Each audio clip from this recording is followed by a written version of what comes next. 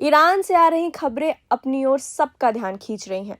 Tehran की सड़कों पर नजारा कुछ ऐसा है कि देखकर हर कोई हैरान है।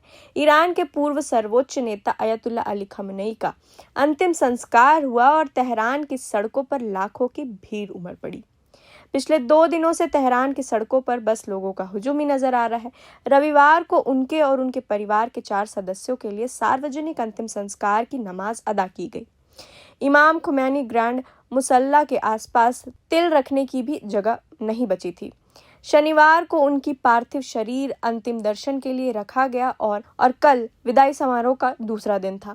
इस पूरे माहौल में जो बात सबसे ज्यादा चर्चा में थी वो है वहां गूंजते नारे। तेहरान की सड़कों पर सिर्फ श्रद्धांजलि ही नहीं दी जा रही थी, बल्कि प्रतिशोध की मांग भी बुलंद थी।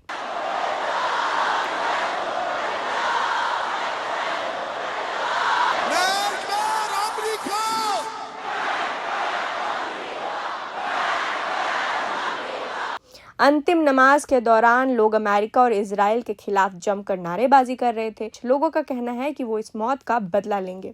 ईरान की सरकारी समाचार एजेंसी ISNA के मुताबिक सर्वोच्च राष्ट्रीय सुरक्षा परिषद ने साफ कहा है कि जो भीड़ उमड़ी है वो अमेरिका और इजराइल को इस मौत के लिए सीधे तौर पर जिम्मेदार मानती है। आपको बता दें कि 28 फरवरी को अमेरिका और इजराइल के हमलों में अयतुल्ला अली खamenei का निधन हो गया था। इस घटना के बाद से ही पूरी पश्चिम एशिया में तनाव अपने चरम पर था। हालांकि दिलचस्प बात यह है कि पिछले महीने ही अमेरिका और ईरान के बीच तनाव कम होने के कारण 14 सूत्रीय समझौता यानी कि MOU पर बात बनी थी। इसमें हॉर्मुज स्ट्रेट और ईरान के परमाणु कार्यक्रम जैसे गंभीर मुद्दे शामिल थे, लेकिन इस घटना ने सब कुछ बदल कर रख दिया है। अब बात करते हैं ईरान के नए नेतृत्व की। खamenei के निधन के बाद उनके बेटे मोज्तबा खamenei को नई सर्वोच्च नेता नियुक्त किया गया है, लेकिन एक बड़ी खबर यह है कि मोज्तबा इस 6 दिवसीय अंतिम संस्कार समारोह में शामिल नहीं हो पा रहे हैं। अल जजीरा की रिपोर्ट के मुताबिक सुरक्षा कारणों और इजराइल की तरफ से मिले धमकियों के चलते वो सार्वजनिक रूप से सामने नहीं आ रहे। वहीं ईरान की संसद के अध्यक्ष मोहम्मद बगैर गलीबाफ ने इस भीड़ को राष्ट्रीय एकता का प्रतीक बताया। उनका कहना है कि ईरान एक साथ अपने शहीद नेता को श्रद्धांजलि दे रहा है। सुरक्षा परिषद का भी यही संदेश है कि जो लोग ईरान को कमजोर समझकर उसे कुछ ही दिनों में हराने का दावा कर रहे थे वो इस भीड़ को देख लें।